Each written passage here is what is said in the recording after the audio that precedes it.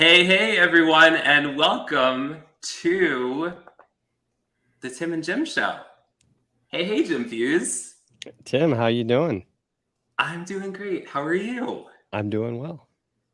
It's so good to be back. It's been a minute. It has. Good to have you back.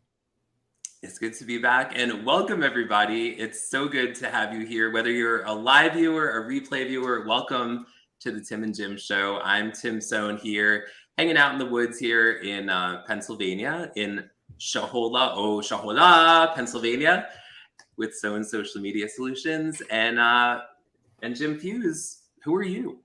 I'm Jim Fuse, president of Fusion Marketing. I'm in Marietta, Georgia, home of the Atlanta Braves. So that'll be my sports segment for today, Tim. And, excited to be here. Of course, we've had the heat, not the heat of our friends say out west, which prayers to all these people facing. I think Phoenix has been 110 degrees plus for at least 19 straight days. Today might be 20, which is just crazy. And then we've had these floods in Vermont. I mean, just wow, this craziness everywhere. And then they said the water in Florida is like in the 90s, which for those of you that might know what hurricanes are, that's not a good thing. No, that's not. No. I think it's 13 degrees above normal right now. Yes. Mm-hmm. Yes. But I'm glad to be here. Yes.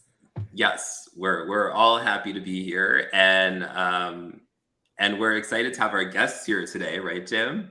Yes, definitely. Yes, we have excited. 2 guests. This was something we don't do very often. I think. Yeah. Aside from some of our special shows, this might be like the 3rd time maybe that we've had 2 guests. Wow. That I can think of. Definitely feel privileged then. I'd say even more honored. Yeah. Well, it messes up our graphics. No, just kidding. Not at all. Not at all. I feel like we should move our guests to the top. Like we should rise them up, lift them up. Lift them up. There you go. Rise up.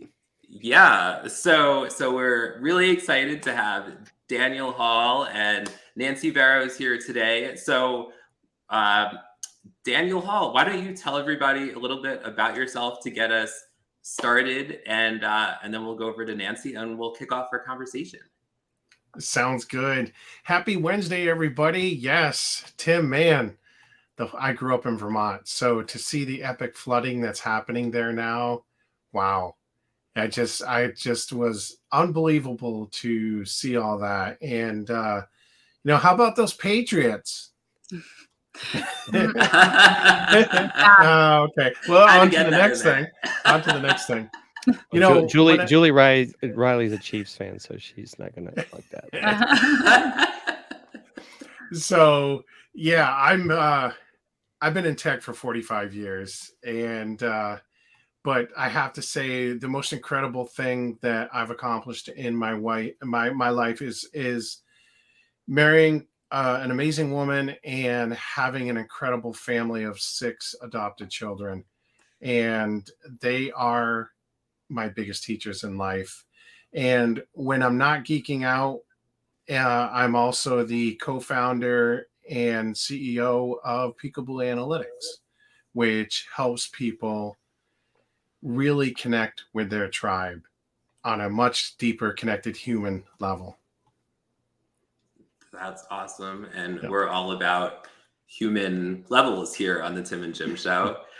So thanks for that introduction, Dan. We're definitely interested in learning more later, more about Peekaboo for sure. Nancy, tell us a little bit about yourself. Hey, everybody. A little bit about me. Let's see. I am a crazy cat mom and have a extra special guest, I guess. Now we're 3 for today. I am on paper. I've been named one of the top 50 most impactful people on LinkedIn. I am a best-selling author. I co-host with Brian Shulman 2 global award-winning live shows, and I am the co-founder and CMO for Peekaboo Live, as Dan said, which is all about humaning. But in real life, I guess I'm a perfectly flawed human who's out here trying to radiate real and encourage others to do the same, to show up as themselves and receive unconditional love and support and make people feel seen, heard, loved, and valued. I love that. I love all of that. Thank you for all those introductions, and thank you all of you. We see all of your comments. Brian Schulman is here, and Russ Hedge is here, and Julie Riley is here from StreamYard, which we love to use to produce the show. D. Scott Smith is here. Thank you for being here. Christine Smith is here. Thank you for being here, Christine. And all of you who are here. Jen Cole is here. Rose Horowitz is here. Getting a lot of Everyone. LinkedIn traffic, I can see. We have a lot of LinkedIners here. Maybe because we're Yes, talking about LinkedIn today. maybe. I also sent out a lot of invites as well, so maybe that helped. But yeah, so today we're going to be talking about speaking of LinkedIn, how to build an engaged LinkedIn community. Jim Fuse, do you want to take question number 1 for our guests? Yeah. So what, as a business owner, I know I'm one, Tim is as well. Why is it important to have an online community? Either you want us both to jump in, or Go ahead, Nancy. so you're used to having, I know you're used to having one guest. So, having a community as a business owner is very similar to why you want a community as an individual. None of us are on this journey alone, and we get through it together. And I think when we think about living life and being human, we're as strong as our weakest link. And so we get out there and we do what we do as business owners to promote ourselves and our business and be engaged with our community. But having a business that has a community allows you to reach beyond who you could necessarily be in contact with. Building your community through people who know, like, and trust you and your company and what you're doing are out there, sort of, they're part of your team. So they're letting people know about you, what you do. They're giving constant testimonials. They are sort of the lifeblood of, I know for me, for my business, I am 90% referral in my coaching business and my speaking business. So for me, it's the same reasons. None of us are here to do this alone. And the more community we have, the better supported we are, the more successful we're going to be. And that's no different for business. Yes, thanks for sharing all that. And Nicole is saying right in the comments, I met everyone I know on this show and in the audience on LinkedIn. Yeah, on LinkedIn, I found a community I didn't know I had in a family I didn't know I was missing. I had a very similar experience. Dan, is there anything that you want to add to that? Yeah, I'll piggyback off of what Nancy said, but I'm gonna do it with a story.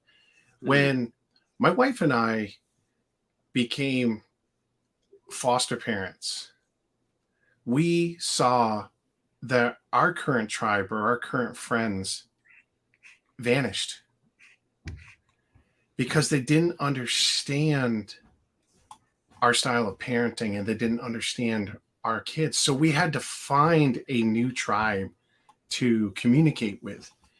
And I kind of think of LinkedIn as it's kind of that you're building your community, you're building your tribe of people that are kind of like-minded. And over time, we found out that those people that were also foster parents and adoptive parents, they understood us and they got us, and we could communicate on we could have connected human conversations with them on such a deeper level. And building your tribe, whether it's for business or personal, is the same way. Finding those like-minded people that understand the way you connect and you understand the way they connect, it's just so valuable and important. That's so true. That's so true. It's all about relatability. Yeah. Is there anything you want to say, Jem, about that?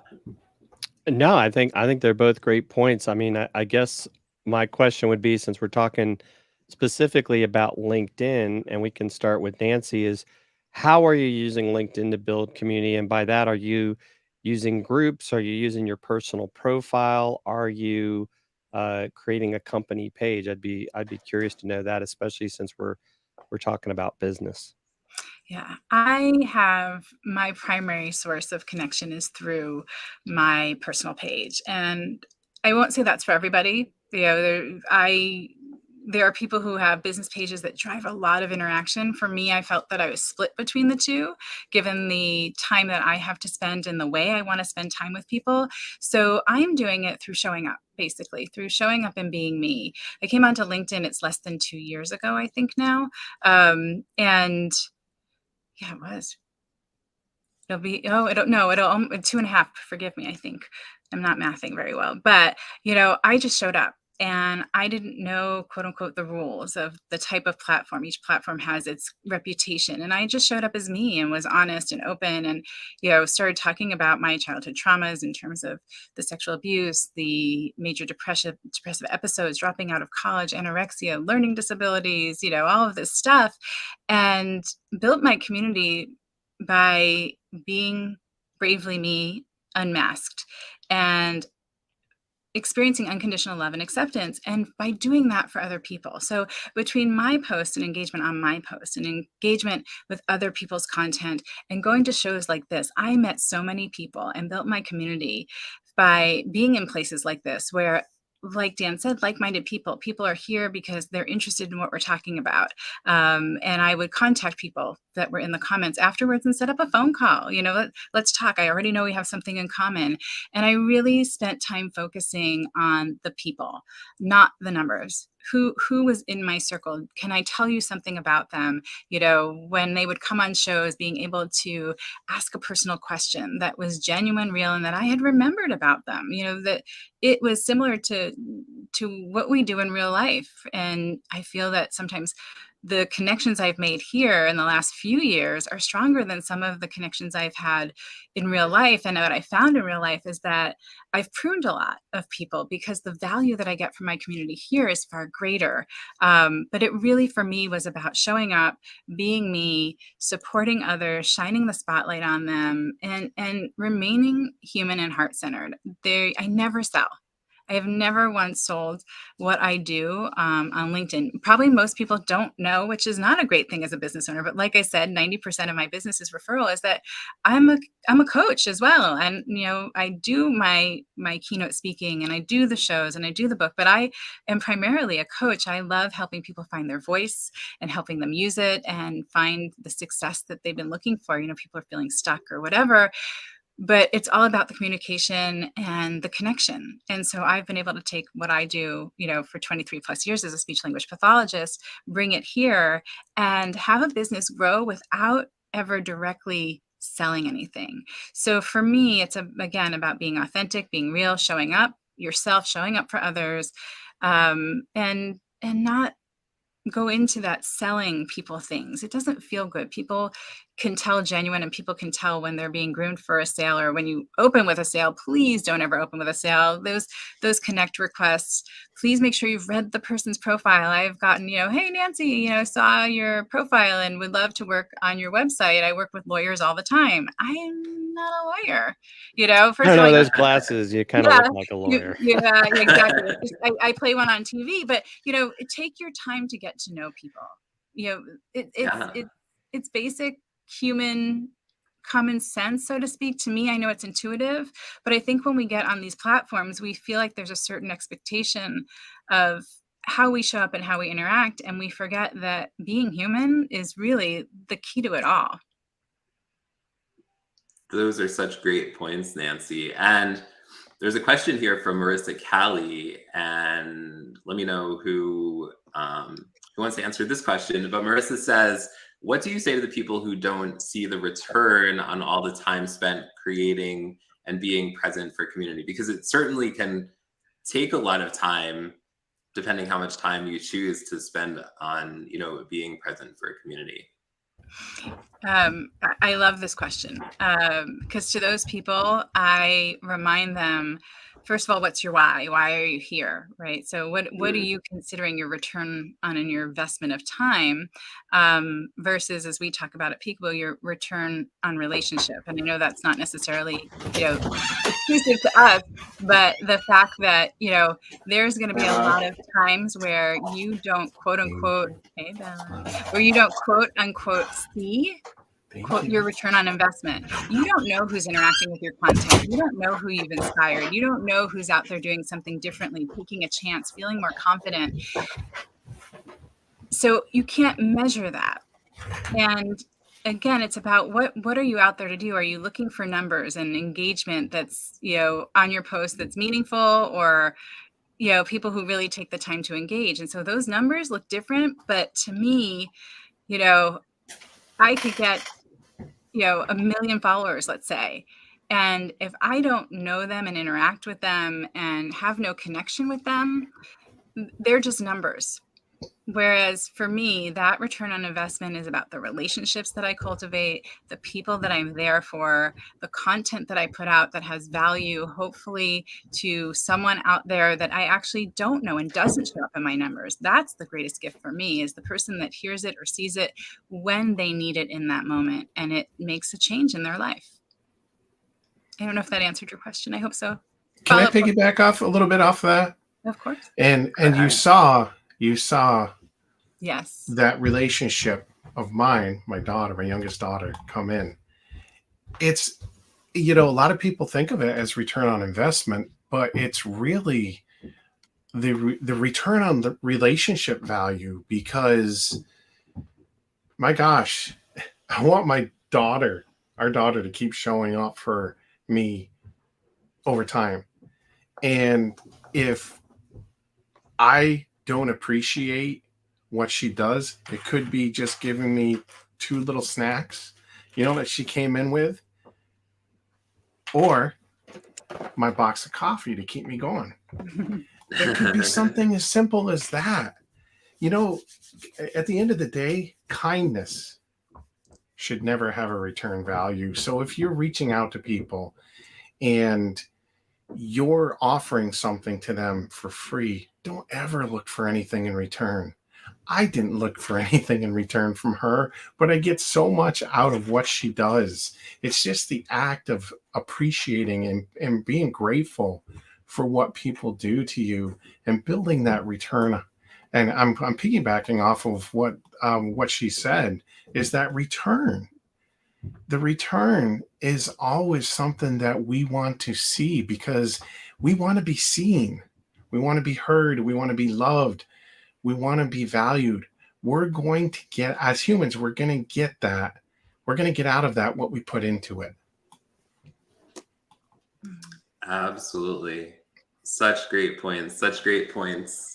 And thank you, everyone, for showing up here at the Tim and Jim Show. We really appreciate all of you showing up and all of your comments, whether you're here live or whether you're here on the replay. So our next question is, what are some first steps we can take to start building an engaged community? Do you want to start by commenting on people's posts? If you're trying to build a community, make like you're, at least interested in the community that you're trying to build. Just going and dropping, if you drop 10 words or 20 words on somebody for a comment, you've spent maybe 4 or 5 minutes out of your life making it about them. That's time that you're never going to get back.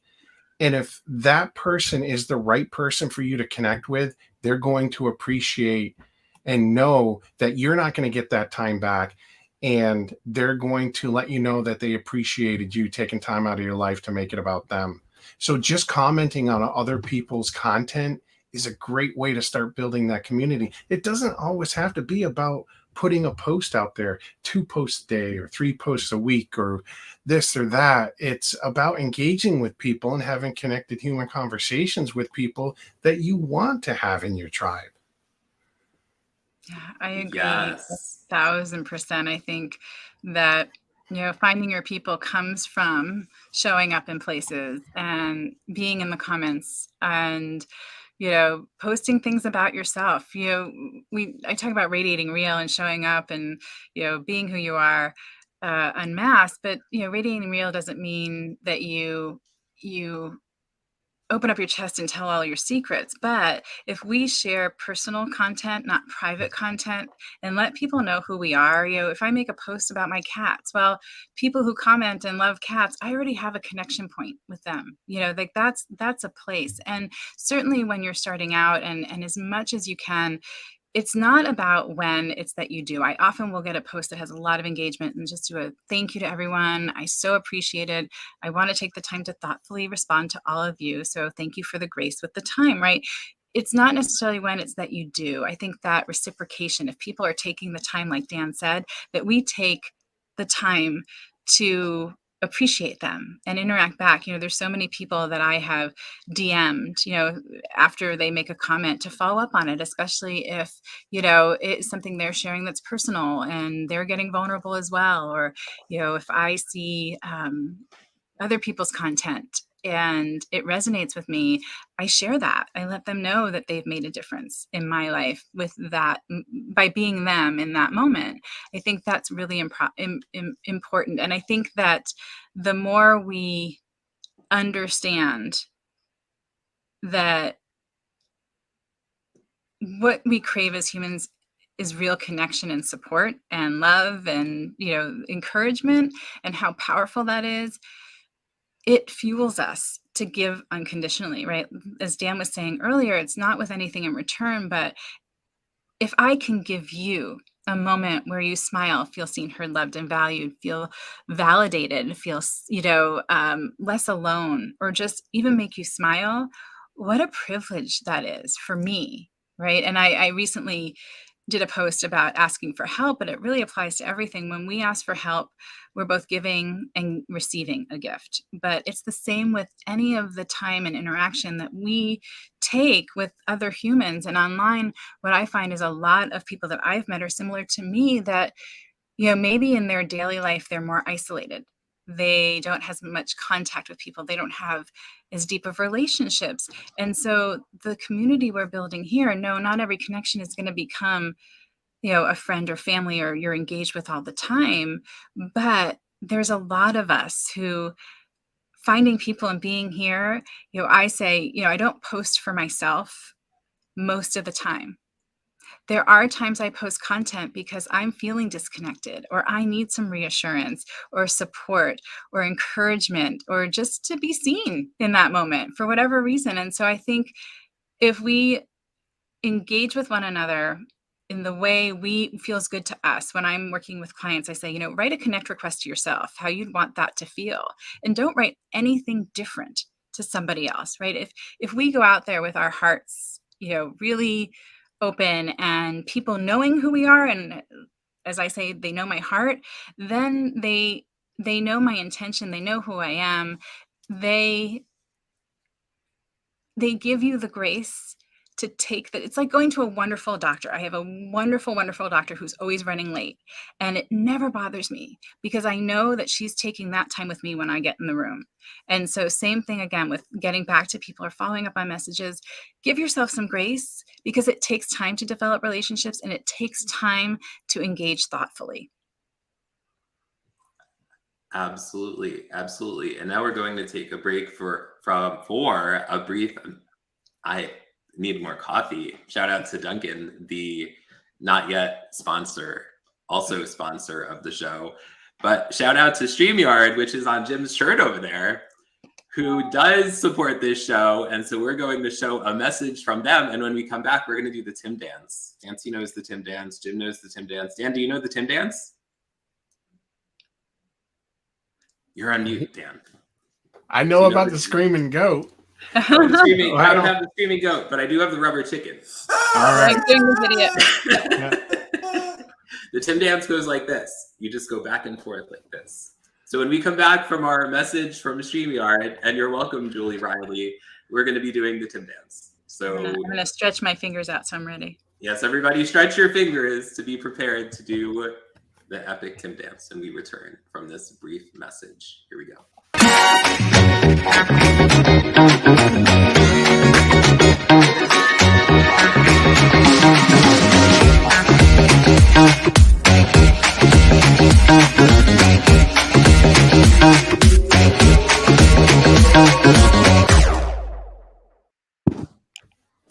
Hello, everyone, and welcome back to the Tim and Jim show. We're all doing the Tim dance. Nancy has the screaming goat.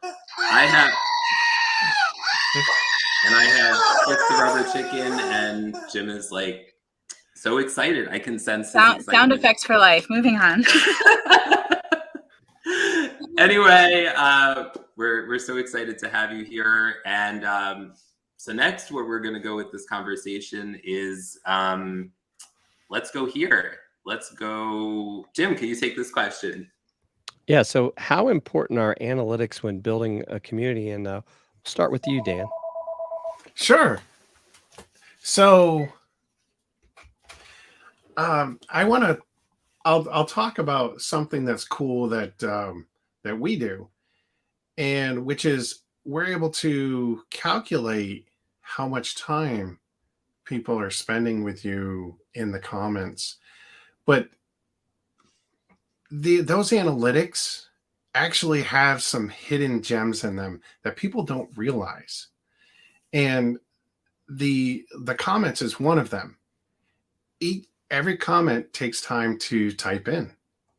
So I think I said before, if you type in 10 or 20 words, you're spending 4 or 5 minutes, maybe a minute out of your life, depending how fast you type. That's time you'll never get back. Even if you if you go through and you like something, that's taking a second or two out of your life. If you're actually going in and reading the content and you're dropping the comments and you're DMing somebody, that's time out of your life that you're spending that you'll never get back. And that is such an underappreciated analytic on any social media platform. If creators started realizing that, they would develop such a richer, meaningful tribe than what they have. Because at the end of the day, nobody's going to ever remember how many likes or views or whatever that vanity metric is that you have. They're never going to remember your vanity metrics. They're always going to remember how you make them feel. And that's it. So how you use your analytics is just as important as the numbers. Yeah, and I would agree. It's a trick question almost. And it's why Peekaboo came into existence, because, it really depends on how you're using your analytics and which analytics you're looking at. You don't look at the analytics at all, right? Some of us have an inherent idea of how we're doing, and that's good enough. But what we wanted to do with Peekaboo is shift from those vanity metrics, because if someone scrolls past your post, you get a view. It doesn't tell you very much. It doesn't tell you who. It doesn't know if it doesn't let you know if it inspired them or anything came from it. But with Peekaboo, we really are able to get into, like Dan said, the time people spent. We are able to create these reports that have the person's comment and a link to their profile or their comment, or even straight to their DM, so that you can spend some time appreciating them back, very specifically. And we've got so many different ways to really see who's behind the numbers. One of the ones that I really appreciate is, with the shows and things like that, and even with your posts, over time, you can see, when people have shown up. And for me, when I see that someone hasn't been there 2-3 times that's normally there, that gives me an opportunity to reach out and say, hey, I miss you. Just checking in, is everything okay? Because oftentimes, that's a signal. It could be that you're too busy or overwhelmed, or maybe there's something going on with your mood, or something shifted, or maybe there's even some repair that needs to happen. And in order to really create relationships, we have to be able to navigate through the good, the bad, the ugly, as I like to say, the ugly, unsexy, snotty parts of life together, of living life and being human. And so how important are the analytics? I guess it depends on which you're looking at and what you're trying to create. If you're trying to create a lot of numbers, well, then your analytics, you can go very surface. If you're looking to really build a community and know who's there and who's showing up and who they are, you're going to need deeper analytics, which is why Peekaboo came into existence. You know, we have so much going on behind the scenes that we don't see as creators. And I think, as Dan said, how we make one another feel is what keeps us coming to the table, right? You know, if we connect on a human level, we connect on an emotional level through vulnerability and shared experiences. And so when you're looking at those analytics, I would just caution you to know what you're looking at. You know, we call them vanity metrics. If you're looking to pad your ego, you know, the number of people who viewed, the number of likes, the number of comments are great. And even looking through there, if you're not looking through your comments and responding to people, those analytics aren't all that helpful. So to me, it's about the people, not the numbers. I'm not looking at analytics because I want to know how many. I'm looking at my analytics because I want to know who. I want to know why. I want to know, you know, what brings them to the table and keeps them coming back. I want to recognize them as humans. I want to shine the spotlight on them. I want to be able to, you know, make sure they know how appreciated, loved, and valued they are. That's the important thing to me. So with your analytics, I would say be careful. Just be careful of what you're building and how you're building it. Most recently, in fact, and you may have seen it on LinkedIn through posts, that LinkedIn has committed to valuing the more real human content. So viral videos that are getting a ton of likes and pod-based things, they're really not getting as much visibility. And LinkedIn kind of went through, and in their own way, you'll see people's numbers drop significantly because they went through to see who are your engaged connections, who do you really, you know, interact with using their own formula, and they kind of remove the dead weight from people's profiles. And for me, you know, I'm proud to say that my number didn't change. And if it did, it was by a few, nothing that I would notice, because that's a community that is real and engaged, and it's not surface. So, and I think that hurts your brand and your credibility and who you are as a person when, you know, you're reputable and I go in and I see, even, you know, I know you're good at what you do. It's kind of disheartening to see someone, a creator, lose a lot of numbers, because it means, like, how is this built? What was important to you when you were building? And, you know, how do you feel about and interact with and respect and honor the people who are in your community? Yeah, hundreds of thousands of followers just wiped overnight. And I love what Nicole said too. And she was saying that it's very relevant to her and she doesn't look at analytics at all. And it sounds like Nicole is all about connected human conversations. So that's a great way to sum it up, Nancy. Thank you. Yeah, it's about connected human conversations. It really is the bottom line. Yes, absolutely. Absolutely. So as we begin to wrap up the conversations, I guess let's go to Nancy first. Is there anything else that you want to say before we wrap up the show? I want to say just a quick few things. I know that when I came onto LinkedIn and I looked at numbers, there were people that I was intimidated by because I thought they were out of my league. And I want to tell people to throw that notion out of your mind. If you are really dealing with a human, it doesn't matter if they have 5 followers or 500,000 followers. The connection is appreciated. The relationship is appreciated and nurtured and loved. So don't worry about those numbers. I also want to remind everyone, like, we're all human. We're all out here living life and being human. And the more that we share that with one another, the more that we are helping one another show up in authentic ways. And that's where you really build connection. I also want to say, like, I'm available. Please reach out, send a connect request. Let me know that you saw me here or on a post or wherever it is, because I'm always looking to build my network, my community, my family with quality people who are you know, very human-centered, heart-centered, experts in their field that we can learn and grow together. And I'm sure there are other things that I'm missing, but, you know, if you're interested more in Peekaboo, contact Dan or I. And, you know, just take care, be well, and know that you're seen, loved, heard, and valued. Thank you, Nancy. Dan, anything you want to add? And how can Yeah. people connect with you also? Yeah, and with me on LinkedIn, you can go under my profile and you can connect with me there. You can DM me. You know, there's one thing that people won't know about me unless they ask, and that is, you know, and this is part of having that connecting to human conversation with people. You know, I always connect with people, you know, giving them a message that it takes them less than 5 to 10 seconds to read. But I also end my message, my first connect message, with, I promise not to solicit, just like Nancy. And I never do. But you have to remember this, at the end of the day, you're always selling yourself, and that is your personal brand.